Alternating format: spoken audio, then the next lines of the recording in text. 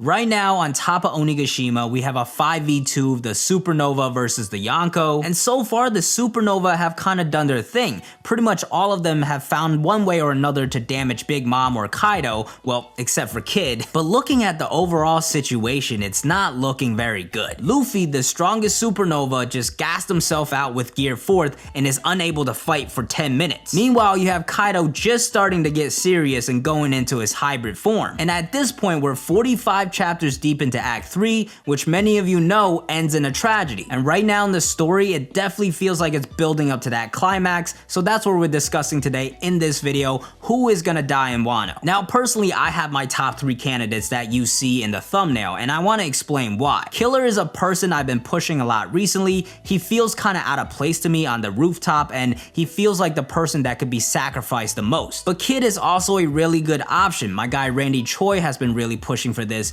because he believes the reaction from Killer will be very impactful. And then you have Law, who's always been a popular option because his story feels kinda wrapped up. But there are many other candidates that people talk about in terms of the tragedy. For me in particular, I always believed Kinemon was the most likely option, but at this point that ship has sailed. Kinemon and the Scabbards fought Kaido already and got their shine. And yes, they suffered some injuries and got defeated, but in the end they were teleported away safely. And we have not seen them for the past 3 chapters. See, right now in the story, Oda is going in with this focus on the rooftop. Even in the last chapter where we jumped around to other scenes, we didn't go to those scenes specifically, we just got quick little updates. And I do think in the next few chapters, we're still gonna stay at the rooftop because that's where Oda wants us to be. So to me, all the candidates like Kinemon and Marco that are not on the rooftop right now, they're not really that likely. Somebody like Marco is often brought up as an option as well, but we haven't seen him in a while, and it would feel really weird if all of a sudden he just flies up there and dies. Also, Marco like literally just showed up to Wano. He's even said he's not the main force of this fight. So to me, the people most likely to die are the Supernova on the top of the dome. And Luffy and Zoro are not dying because they're Straw Hats. So that leaves us with the 3 people you see in the thumbnail who have very good cases themselves. Let's start with Killer, who's been kind of my agenda for the past few weeks. But I want to give credit to Mr. Morge, who made a video on Killer dying a very long time ago. He made that video before we even found out about Killer being Kamazo, so it's talking about a whole different thing, but some of those points that he made in that video still stand. See, to me, Killer always felt like one of the more neglected Supernova. We really don't have much info on him, but in Wano so far, we've been getting kind of like little hints of Killer's backstory and Kid's backstory. The first glimpse of that was actually finding out about his laugh and how he's very embarrassed of it, and when Kid mentioned that, you could kind of just feel their relationship and how close those two are and how far their relationship goes back. Now, there's still a lot to their story that we don't know, and with Killer in particular,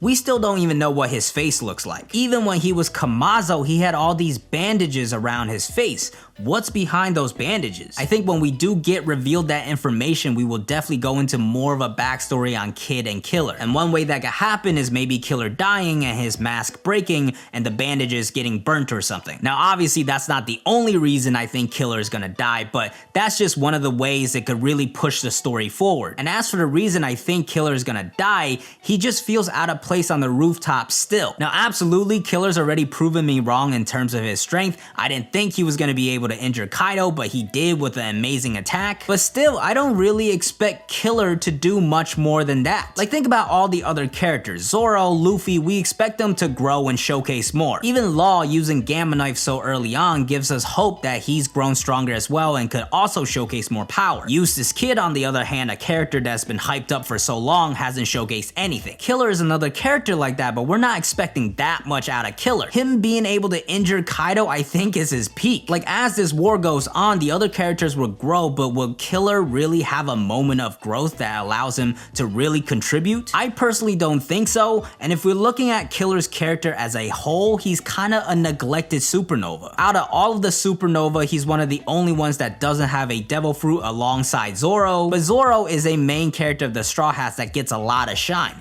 Meanwhile, Killer, all he really showcased were some sights. I can't say the word sights. Sights? I don't know, we're just gonna go with it. But I do think that's part of the reason we underestimated him. We didn't really know what else he was capable of. On top of that, when we're looking at the inspirations behind each and every supernova, every single one of them are connected to a famous pirate besides Killer. This was confirmed in the SBS, and Oda even admitted that he was just being lazy with Killer. So to me, this feels like Killer was kinda neglected and Oda really didn't plan for him to get that much shine. And in my opinion, that makes him a lot more expendable. The other thing about the Wano tragedy is that I really think somebody has to die, because some people have brought up maybe the flower capital gets destroyed by Onigashima, but I think this tragedy has to connect back to the foreshadowing from Thriller Bark. That was when Wano was first introduced through Ryuma, and the story that we heard from Moria and his crew getting devastated, that has to come back in a way. Post time skip, we really haven't had that high stakes moment where everything goes wrong. And I don't think this necessarily has to happen to the Straw Hats, like them just losing to Kaido here and the raid failing, but for them to see that to happen to somebody else would be impactful as well. Like maybe as Luffy is down for the next 10 minutes, he's ready to go, ready to come back and fight, and the rest of them are holding off Kaido for a while, but just before Luffy is ready to go, Killer dies. While that's not somebody that's part of Luffy's crew, I'm sure Luffy would feel bad that he wasn't able to help, and it would absolutely showcase the dangers of going up against Kaido that Moria had talked about. Meanwhile, Killer's death could really push Kid into the forefront and give him that spotlight. I think either Kaido or Big Mom could kill Killer, and that would really push Kid into the spotlight and just showcase everything that he could do. But it's also not impossible that Kid dies instead of Killer. You see, the thing about Kid is that he's essentially Luffy without the plot armor. He's somebody that's rivaled Luffy throughout the story, but he's continuously suffered all these defeats. Essentially, through Kid, Oda is telling us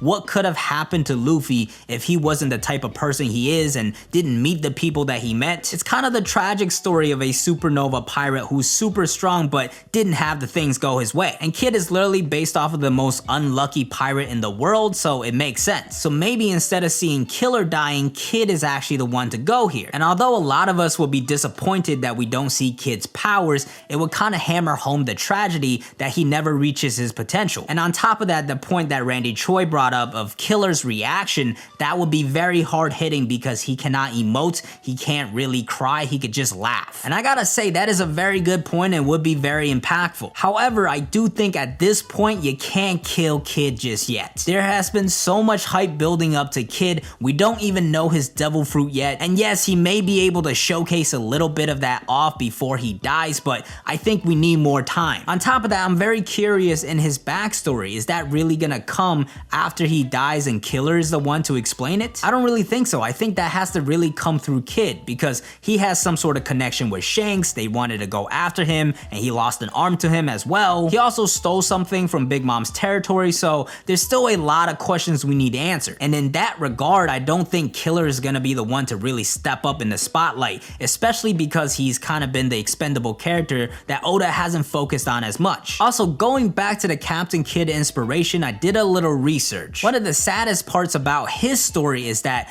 when he was executed, all of his crew pretty much abandoned him. And while obviously that's not gonna happen to Kid here, having Killer die will be kind of the same effect. And again, it will also tie back to what happened to Moria. And overall, if Kid's story is really like Luffy's without the plot armor, him losing Killer here would have been like Sabaody for Luffy if he didn't have Kuma. So while Kid is definitely a good option for death and it is possible, I still lean towards Killer. But next, let's talk about Law, who's also a very popular option. Law has been a very popular option because of how much shine and focus he got in Dressrosa. And after the defeat of Doflamingo, it felt like his story and purpose was done. Like he defeated Doflamingo, the guy he was after. What else does Law need to do? On top of that, you have this immortality surgery that at some point probably has to get used. And of course, that surgery will lead to Law's death. Now for me personally, I was always kind of against Law dying in Wano. First off, with the point about his story being kind of over, it never felt like that way to me. Specifically, his last conversation with Son Goku,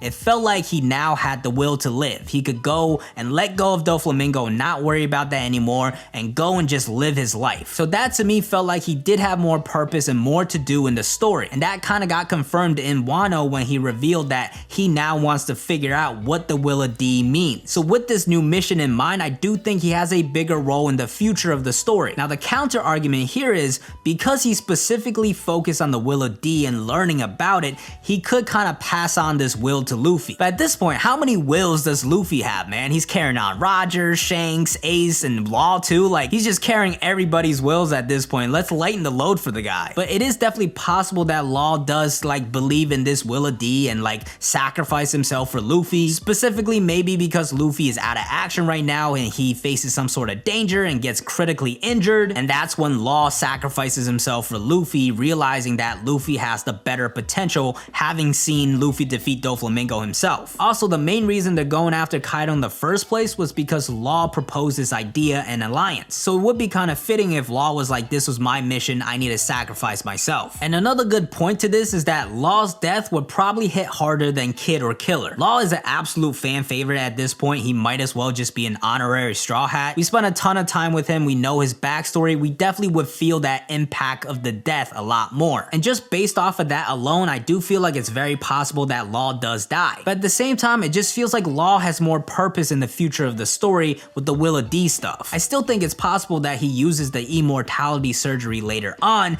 just in the final war against the world government. So out of these three, I really still lean towards Killer being the most likely option. It might not be as impactful as a potential Law death, but I think it makes more sense in terms of his character and what more it could do to the story. And overall, I do think this death and tragedy is coming soon, within like maybe the next 2 to 3 chapters. One thing we do really have to consider is that in 2019's Jump Festa, Oda teased about Sabo and Vivi and Hancock. And during those Jump Festas, he's teasing about things that'll happen within the next year, which would have been 2020. But of course, a pandemic happened and things slowed down, so we never got that. But at the same time, because it got pushed back, it does mean it should be coming soon. And it's most likely gonna come in between the intermission of Act 3 and Act 4. And with the way Oda has been focusing on the rooftop, I think it all adds up that somebody on the rooftop is gonna die. Yes, there is the option of the raid failing, but I really don't see it as possible at this point. If everybody gets decimated, I just don't see what else they could do after that. Like, how are they gonna recover? How are they gonna train and get stronger and come back to fight? There's not really enough time for that, and the story doesn't really make any space for that either. But I do think they need to suffer a setback, which I do think will be their tragedy, which most likely to me right now is Killer dying. But what about you guys? Who out of these 3 supernovas do you think is most likely to die?